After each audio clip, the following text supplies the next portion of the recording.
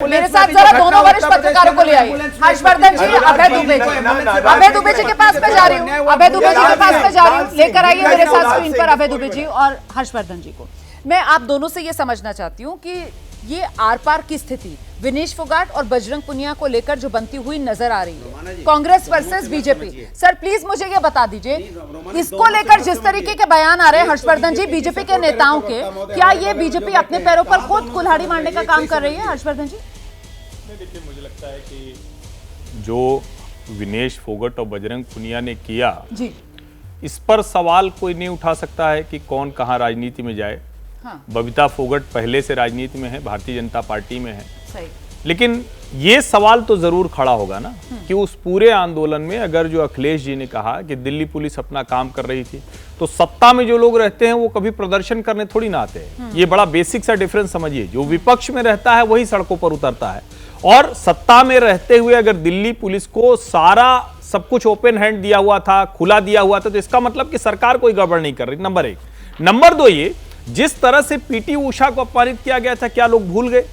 और कभी भी इस तरह के आंदोलन में बृजभूषण शरण सिंह के ऊपर बहुत गंभीर आरोप है, दिल्ली पुलिस ने चार्जशीट दाखिल की है, न्याय मिलेगा। लेकिन जब उस बहाने से आप नरेंद्र मोदी, भारतीय जनता पार्टी उन पर हमलावर होते हैं और उसके तुरंत बाद आप पार्टी ज्वाइन करते हैं, तो सवाल खड़ा होगा। ये पहले भी होता था। हम लोग, कोई जज होता है, कोई पुलिस वाला होता है, कोई न्यायाधीश होता है, अलग अलग, तो उनके ऊपर भी तो हम सवाल खड़ा करते हैं ना, ऐसा थोड़ी नहीं। तो इस मामले में सवाल नहीं खड़ा करेंगे। ये भी एक अलग तरह का दोहरा चरित्र होगा, हमको इससे बचना चाहिए। सही कह रहे हैं। जल्दी से अभय सर को लेकर आते हैं। अभय जी, आपका reaction. Tripathi ji please, Bhadauria ji please disturb. Tripathi ji को अभय जी का रुक कर रही हूँ मैं। अभय जी प्लीज आइए। देखी नहीं, इधर देखेंगे तो समझ जाएंगे। देखिए हरियाणा में चुनाव, हरियाणा बिल्कुल चुनाव के मूड में है, घोषणा हो चुकी है।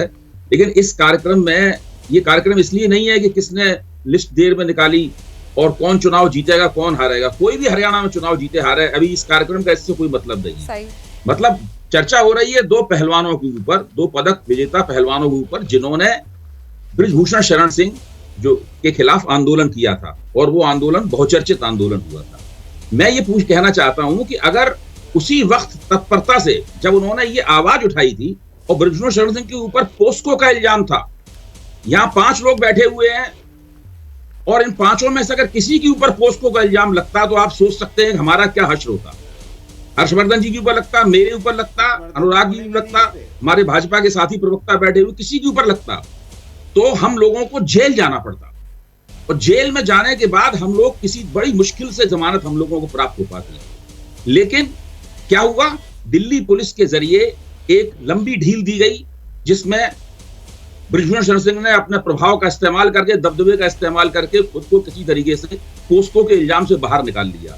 लेकिन इससे ज्यादा दिल्ली पुलिस उन्हें राहत नहीं दे पाई।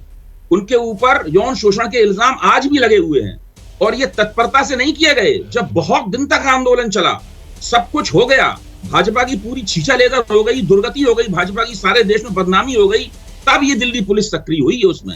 ऐसा नहीं है कि आप जो बात कर रहे हैं, मैं बताना चाहती हूं अपने दर्शकों को कि ये जो आंदोलनकारी थे वो जनवरी से आकर बैठे हुए थे, अगर मैं गलत नहीं हूं, और उसके बाद ये एफआईआर जो दिल्ली पुलिस दर्ज करती है वो 28 अप्रैल 2023 को दर्ज करती है। तो जरा सोचिए कितने महीने, बिल्कुल कितने महीने इनको सड़क पर बिठाया।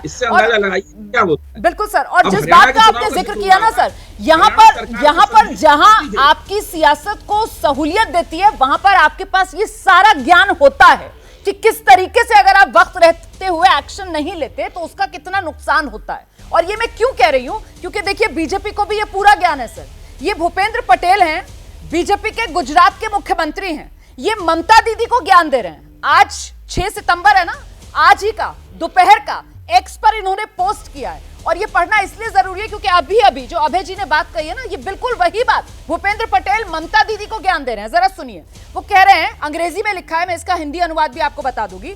The POCSO act and other laws for women safety are robust, but their impact depends on swift and fair action by local police। ये ज्ञान वो दे रहे हैं कि तेजी से और निष्पक्ष तरीके से अगर आप जांच नहीं करेंगे तो फिर इन मजबूत कानूनों का कोई मतलब बचता नहीं है। और बिल्कुल यही बात तो यहां दिल्ली में जब पहलवान बेटियां बैठी हुई थी तो हम सब गला फाड़ फाड़ कर कहते थे, प्रदीप भंडारी जी, लेकिन तब दिल्ली पुलिस पता नहीं कहां व्यस्त थी सर, पॉक्सो के बावजूद आज तक हमने तो ब्रजभूषण जी को गिरफ्तार होते हुए नहीं देखा। हाँ, बाद में से उन पर से पॉक्सो के मामले जरूर हटते हुए देखे।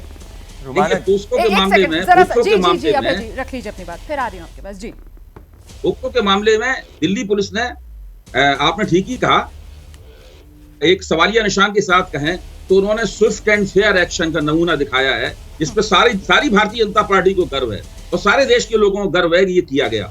और इसकी देखिए, भाजपा और भाजपा के समर्थक कितने बच के इस मामले का फैसला करते हैं। उन पर गंभीर आरोप है, उनको न्याय मिलेगा, लेकिन कैसा न्याय और कैसा आरोप है आप देखिए। अब आप देखिए संदीप सिंह पे आइए। संदीप सिंह हरियाणा सरकार में मंत्री थे, वो भी देश के बड़े हॉकी के बड़े खिलाड़ी थे। उनके ऊपर यौन शोषण का आरोप लगा। चंडीगढ़ पुलिस ने जांच की। जांच करने के बाद चंडीगढ़ पुलिस ने सिफारिश की कि इनके ऊपर जो आरोप लगा है उसमें प्रथम दृष्टया अपराध दिखाई पड़ता है, इनके खिलाफ FIR दर्ज होनी चाहिए। तो हरियाणा के मुख्यमंत्री ने जब बहुत आरोप लगा कि भाई इनको हटना चाहिए, हरियाणा के मुख्यमंत्री ने विधानसभा में खड़े होकर क्या कहा? उन्होंने कहा संदीप सिंह से इस्तीफा नहीं मांगा जाएगा, फिर दोबारा फिर कहा नहीं मांगा जाएगा, फिर तिबारा फिर कहा नहीं मांगा जाएगा। ऐसे आरोप तो लगते ही रहते हैं। ये हरियाणा के मुख्यमंत्री का वक्तव्य था।